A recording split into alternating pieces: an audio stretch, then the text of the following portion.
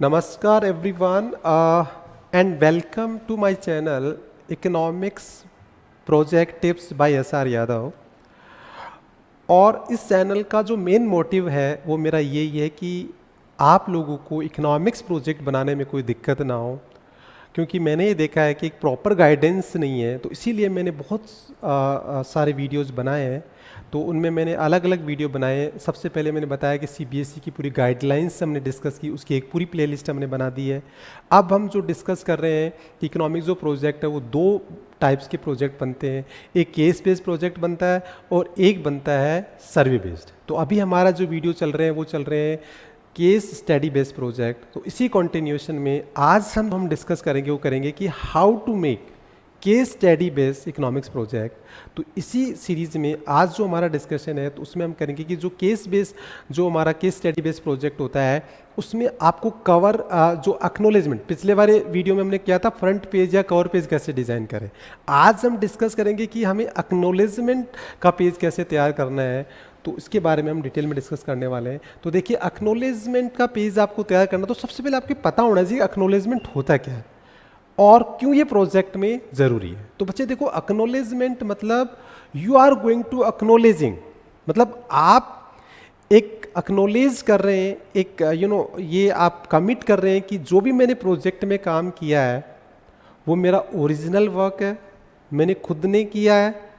एक तो ये आप डिक्लेयर करते हैं। दूसरा, आपकी जिन्होंने भी डायरेक्टली इनडायरेक्टली इसमें हेल्प की है उनको एक आप थैंक यू बोल रहे हैं कि भाई आप लोग उनको एक थैंक यू बोलना चाहते हैं कि जो जिन्होंने भी आपको हेल्प की, तो उनको आप एक एक्नॉलेज कर रहे हैं और आप ये कह रहे हैं कि मेरा ओरिजिनल वर्क है। तो ये एक डिक्लेरेशन देने के लिए एक्नॉलेजमेंट पेज ज़रूरी है। तो देखिए, एक्नॉलेजमेंट का मतलब क्या है। एक्नॉलेजमेंट बेसिकली जो हम देते हैं उसका मेन रीज़न क्या है वो देख लीजिए आप।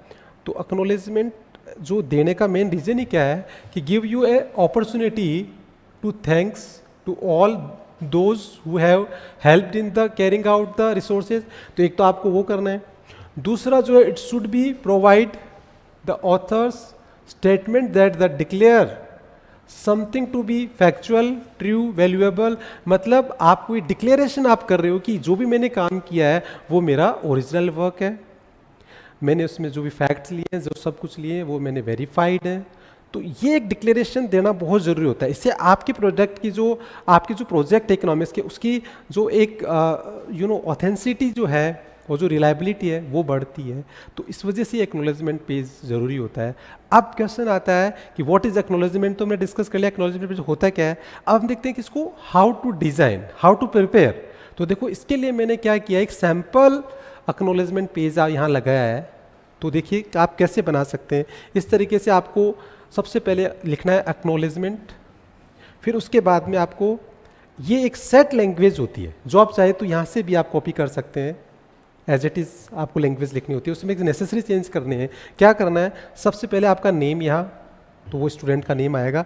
फिर जैसे आपने लिखा आई नेम सो ऑन, जो भी डू हेयर बाय डिक्लेयर। तो ये पूरी एक सेट लैंग्वेज आपको क्या करनी है, लिखनी है। फिर आपके टॉपिक का नाम भी यहाँ लिखना होता है। और ये लैंग्वेज आप चाहो तो एज इट इज़ आप क्या कर लोगे, कॉपी। तो एक पैराग्राफ में आप डिक्लेरेशन करेंगे, दूसरे पैराग्राफ में आप अपना जो थैंक यू है, जो आप जो ओब्लाइज्ड हैं, तो वो आप इसके बारे में आप लिखेंगे। तो इस तरीके से पूरी लैंग्वेज सेट आप यूज़ कर सकते हैं। उसके बाद में आप यहाँ नीचे सबसे इंपॉर्टेंट जो पार्ट होता है, इसमें बच्चे जो नहीं करते हैं, कि नेम ऑफ स्टूडेंट, सिग्नेचर और क्लास, ये लिखना ज़रूरी होता है। और आपका नाम लिख के आप अपने साइन करना ज़रूरी है। अगर आपने सिग्नेचर किया ही नहीं तो फिर ये एक्नॉलेजमेंट आपने वेरीफाइड नहीं होगा। तो ये आपको करना ज़रूरी होता है।